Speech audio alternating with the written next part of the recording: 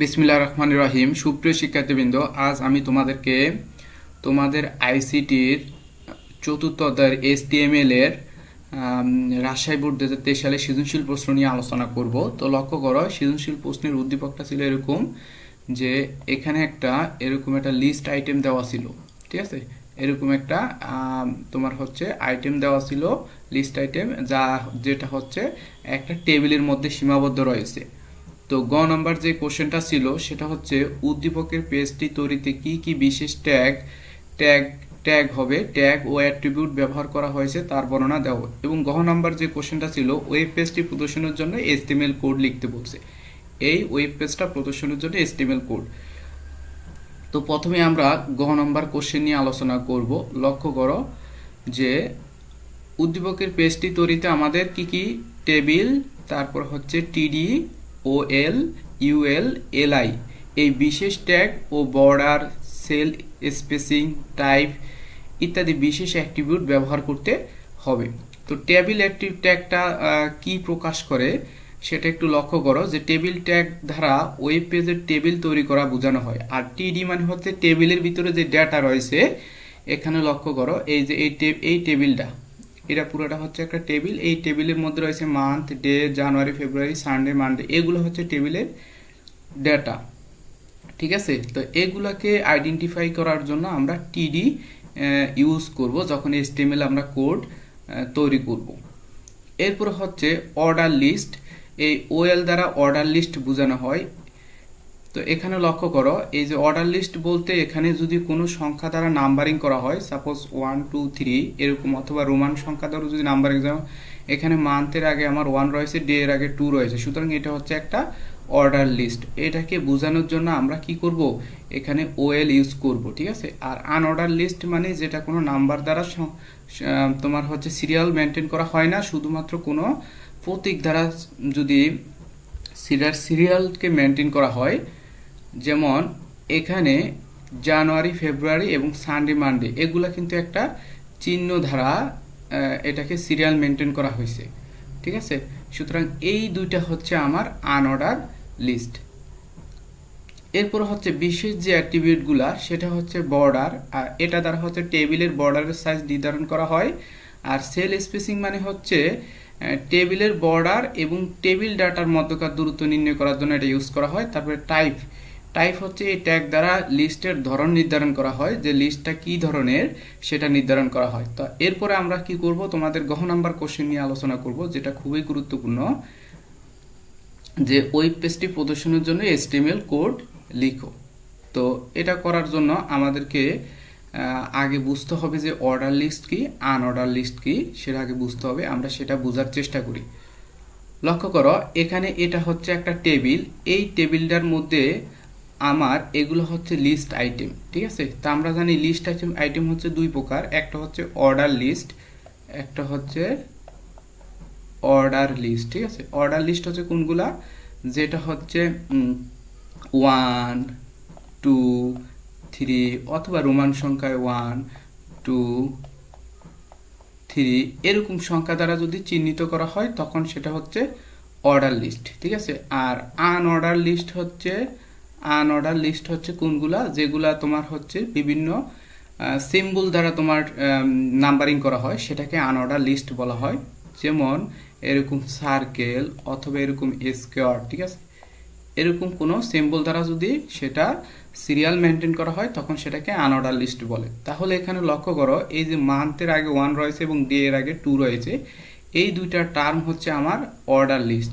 আর এই জানুয়ারি, ফেব্রুয়ারি এটা হচ্ছে স্কোয়ার দ্বারা লিস্ট করা হয়েছে, এবং এটা হচ্ছে এটা সার্কেল দ্বারা, আর এটা হচ্ছে কি স্কোয়ার দ্বারা লিস্ট করা হয়েছে। সুতরাং এই দুইটা হচ্ছে আমার আনঅর্ডার লিস্ট। তো এইটার HTML কোড কি হবে সেটা আমরা একটু লক্ষ্য করি। লক্ষ্য করো এখানে এটার HTML কোড লেখার জন্য প্রথমে চাইলে তোমরা ডক টাইপ HTML হেড, দুই হেডের মাঝখানে এই যে হেডের ওপেনিং ট্যাব এবং হেডের ক্লোজিং ট্যাগের মাঝখানে তোমরা টাইটেলটা দিতে পারো, তোমাদের ইচ্ছা মতো টাইটেল দিতে পারো। এরপরে যেটা খুবই গুরুত্বপূর্ণ তোমার হচ্ছে বডি। এখান থেকে মূলত তোমার HTML কোডটা লিখতে হবে, ঠিক আছে। এটাই মূলত এই যে দুই বডির মাঝখানে তুমি যা লিখবা সেটাই কিন্তু HTML আউটপুট হিসাবে শো করবে। তোমার এখানে যে উদ্দীপকটা ছিল এই উদ্দীপকটার জন্য যে HTML কোড সেটা অবশ্যই তোমাকে এই দুই বডির মাঝখানে লিখতে হবে, অর্থাৎ বডির এই যে বডির ওপেনিং ট্যাগ আর হচ্ছে বডির ক্লোজিং ট্যাগের মাঝখানে লিখতে হবে। তো আমরা লক্ষ্য করি যে কিভাবে HTML কোডটা লিখব। এখানে দেখো এটা হচ্ছে একটা টেবিল। তো এটা যদি একটা টেবিল তাহলে আমাদেরকে কি করতে হবে, প্রথমে টেবিল বর্ডার দিয়ে নিতে হবে তোমার ইচ্ছা মতো। আমি টেবিল বর্ডার 1 দিলাম, তুমি তোমার ইচ্ছা মতো 2 3 4 ইচ্ছা মতো দিয়ে নিবা, ঠিক আছে। এরপরে এই টেবিলের মধ্যে এগুলা হচ্ছে কি টেবিলের ডেটা, যেহেতু এগুলা টেবিলের ডেটা তাহলে তোমাকে কি দিয়ে নিতে হবে, এই যে টিডি ট্যাগটা ইউজ করতে হবে। টিডি মানে হচ্ছে টেবিল ডেটা। টেবিল ডেটার মধ্যে এগুলো হচ্ছে আবার লিস্ট আইটেম।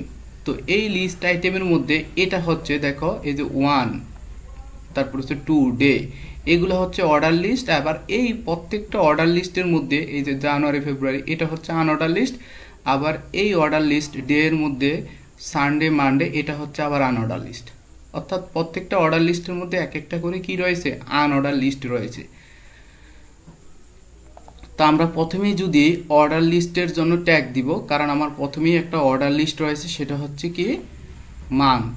তো এই জন্য যেহেতু সেটা অর্ডার লিস্ট সুতরাং আমরা এই অর্ডার লিস্টের ট্যাগ দিব OL, আর সেটার টাইপ হচ্ছে কি 1, কারণ সেটার নাম্বারিংটা আমার 1 2 3 দ্বারা নাম্বারিং করা হয়েছে, এই জন্য টাইপ হচ্ছে 1। যদি এটা এখানে 1 2 দ্বারা নাম্বারিং না করে, এই যে এখানে যদি 1 2 দ্বারা নাম্বারিং না করে যদি ABCD দ্বারা নাম্বারিং করা হতো তাহলে আমরা এখানে টাইপ কি দিতাম, আমরা এখানে টাইপ এই 1 এর পরিবর্তে টাইপ লিখতাম A, ঠিক আছে। এরপরে আমি কি করলাম, এখানে এটা অর্ডার লিস্ট দিলাম, আর এই অর্ডার লিস্টের মধ্যে মান্থ হচ্ছে কি একটা লিস্ট আইটেম। যেহেতু মান্থ একটা লিস্ট আইটেম, এরপর আমরা লিস্ট আইটেমের ওপেনিং ট্যাগ দিয়ে আমরা মান্থকে এখানে লিখলাম। ক্লিয়ার? এরপরে লক্ষ্য করো এই যে মান্থ যে একটা আমার লিস্ট আইটেম, এই লিস্ট আইটেমটার মধ্যে এগুলো হচ্ছে আমার আনঅর্ডার লিস্ট, ঠিক আছে। তো এই লিস্ট আইটেমের মধ্যে যেগুলো আমার এগুলা যেহেতু আমার আনঅর্ডার লিস্ট তাহলে এগুলোর কাজও আমাকে কি করতে হবে। তো করার জন্য আমাদেরকে কি করতে হবে, এই আনঅর্ডার লিস্টের ট্যাগটা তোমাকে ইউজ করতে হবে। এই যে UL মানে হচ্ছে আনঅর্ডার লিস্ট, আর টাইপ এই আনঅর্ডার লিস্টগুলো কি ধরনের, আনঅর্ডার লিস্টগুলো হচ্ছে সার্কেল, ঠিক আছে। সুতরাং আমরা কি করব, এখানে টাইপটা দিব সার্কেল। এরপরে এই আনঅর্ডার লিস্টগুলোর মধ্যে এগুলো হচ্ছে কি এক একটা লিস্ট আইটেম, এগুলো হচ্ছে এক একটা লিস্ট আইটেম। তাহলে তোমাকে কি করতে হবে, এই যে লিস্ট আইটেমের ওপেনিং ট্যাগ দিয়ে প্রথমে রয়েছে জানুয়ারি, তারপরে লিস্ট ট্যাগের ক্লোজিং ট্যাগ দিয়ে দিতে হবে। এরপরে হচ্ছে লিস্ট আইটেমের ওপেনিং ট্যাগ দিয়ে, এরপরে রয়েছে ফেব্রুয়ারি, এরপরে লিস্ট আইটেমের ক্লোজিং ট্যাগ দিতে হবে। এরপরে আমার কাজ কি দেখো, আমার কিন্তু এখন এই আনঅর্ডার লিস্টের কিন্তু কাজ শেষ, ঠিক আছে। তো আনঅর্ডার লিস্টের যেহেতু কাজ শেষ তাহলে আনঅর্ডার লিস্টের কি করব, আমরা ক্লোজিং ট্যাগ দিয়ে দিব, কারণ আমরা এখানে ওপেনিং ট্যাগ এখানে ইউজ করছি, সুতরাং এখানে আমরা ক্লোজিং ট্যাগ দিয়ে দিব। তো আমার যেহেতু এই আনঅর্ডার লিস্টের কাজ শেষ সুতরাং এই অর্ডার লিস্টার এই লিস্ট আইটেমের অর্থাৎ মান্থ যে লিস্ট আইটেম রয়েছে এই মান্থ লিস্ট আইটেমের কাজটা আমার কি শেষ, কারণ মান্থ লিস্ট আইটেমের অধীনেই আমার মূলত জানুয়ারি ফেব্রুয়ারি ছিল। সুতরাং এই মান্থ লিস্ট আইটেমের আমার কাজ শেষ, যেহেতু কাজ শেষ তাহলে আমরা কি করব, এখানে লিস্ট আইটেমের ক্লোজিং ট্যাগ দিয়ে দিব, কারণ আমরা এখানে লিস্ট আইটেমের প্রথমে এই ওপেনিং ট্যাগ দিছি, সুতরাং এখানে আমরা লিস্ট আইটেমের ক্লোজিং ট্যাগ দিয়ে দিব। সেম প্রসেসে তুমি যখন ডে এর জন্য করবা তাহলে কি করতে হবে, ডে এর জন্য করার জন্য তোমাকে এখানে এই যে লিস্ট আইটেম দিয়ে ডে লিখতে হবে। সেই ডে এর অধীনে এগুলো হচ্ছে আবার কি আমার আনঅর্ডার লিস্ট। তো যেহেতু এগুলো আনঅর্ডার লিস্ট সুতরাং আমাকে আনঅর্ডার লিস্টের এখানে কি করতে হবে, একটা ট্যাগ ইউজ করতে হবে। আর এগুলো হচ্ছে কোন টাইপের, এগুলো হচ্ছে দেখো স্কোয়ার মানে বর্গ, এজন্য আমার এখানে টাইপটা দিতে হবে কি, টাইপটা দিতে হবে স্কোয়ার। এরপরে লক্ষ্য করো এগুলো হচ্ছে কি, এগুলো হচ্ছে আনঅর্ডার লিস্টের এক একটা লিস্ট আইটেম। যেহেতু লিস্ট আইটেম সুতরাং এই লিস্ট আইটেমের ওপেনিং ট্যাগ দিয়ে আমরা প্রথমে লিখবো সানডে, এরপরে লিস্ট আইটেমের ক্লোজিং ট্যাগ দিব, তারপরে লিস্ট আইটেমের ওপেনিং ট্যাগ দিয়ে মানডে লিখে ক্লোজিং ট্যাগ দিব।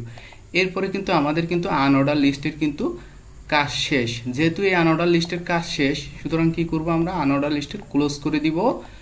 ক্লোজ করে দেওয়ার পর এখন আমার এই আনঅর্ডার লিস্টটা ছিল কার অধীনে? ডের অধীনে, ডে লিস্ট আইটেমের অধীনে। যেহেতু ডে লিস্ট আইটেমের অধীনে এই আনঅর্ডার লিস্টগুলোর কাজও শেষ, সুতরাং আমরা এই ডে লিস্ট আইটেমের যেহেতু ওপেনিং ট্যাগ ইউজ করছি, সুতরাং এখন এখানে আমরা ক্লোজিং ট্যাগও ইউজ করব। এরপরে আমরা সবশেষে যেটা ইউজ করব সেটা হচ্ছে, প্রথমে আমরা যেহেতু এখানে অর্ডার লিস্টের ওপেনিং ট্যাগ ইউজ করছি, ঠিক আছে, এখানে লক্ষ্য করো এই অর্ডার লিস্টের যেহেতু ওপেনিং ট্যাগ ইউজ করছি, সুতরাং শেষে আমরা কি করব এই অর্ডার লিস্টের ক্লোজিং ট্যাগ দিয়ে দিব, তারপরে টিডি এর ক্লোজিং ট্যাগ, বডির ক্লোজিং ট্যাগ, এইচটিএমএল এর ক্লোজিং ট্যাগ এগুলা দিয়ে দিব। তো আশা করি তোমরা এইচটিএমএল কোডটা কিভাবে লিখতে হবে সেটা বুঝতে পেরেছো। এখন দেখো আমরা যদি এটা রানে ক্লিক করি, লক্ষ্য করো আমাদের কিন্তু কাঙ্ক্ষিত ফলাফল এখানে চলে আসছে। তো এভাবে খুব সহজে আমরা কি করতে পারবো, এই এইচটিএমএল এর জন্য আমরা এইচটিএমএল কোড লিখতে পারবো প্রোগ্রামটার জন্য। তো লেকচারটি যদি বুঝে থাকো তোমরা অবশ্যই একটা লাইক কমেন্ট করবে এবং অবশ্যই চ্যানেলটি সাবস্ক্রাইব করে দিবে। ধন্যবাদ সবাইকে।